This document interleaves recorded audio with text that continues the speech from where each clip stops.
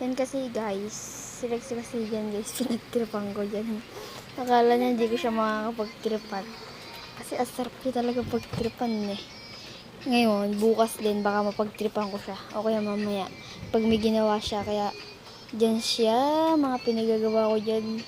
Diba nasa likod kanina yung, dito yung cellphone. Ngayon, ang ginawa ko talaga dyan, pinunta ko siya sa kalikod niya.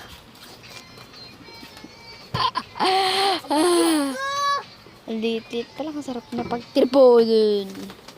Sarap pagtripon nun eh, sarap pagtripon nun. Magpayong kasi yan. Kasi guys, kaya siya pinagtripan ko kanina. Ano eh, press kasi may naka-vlog kanina, tinanggal niya yung kanya. Kaya ako na yung nag-vlog mo sa kanya. Akala niya siya lang ha. Hindi guys, siya lang talaga yung dapat yung nag-vlog nun. Pero, pinagtitripan ko yan eh. Dalawa kasi kami, tapos nag-vlog siya. Tapos kanina, diba, pinagtitripan ko siya. Wala eh. Kasi bumawi lang naman ako sa kanya kasi pinagtripan niya rin ako dyan eh. Dyan sa video yan. Pinagtripan niya ako dyan. Kaya bumabawi ako ngayon dyan. Madaya yan eh. Akala niya, siya lang marunong mag-trip. Ako din dapat marunong.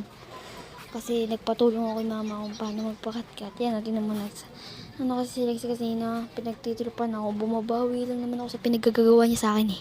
Binidyohan ka, sabay pagtawanan ka pa. Aray ko. Sinend pa sa TikTok. Aray mo.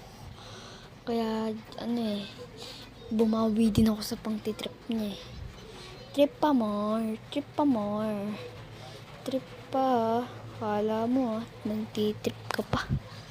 Ikaw lang marunong trip.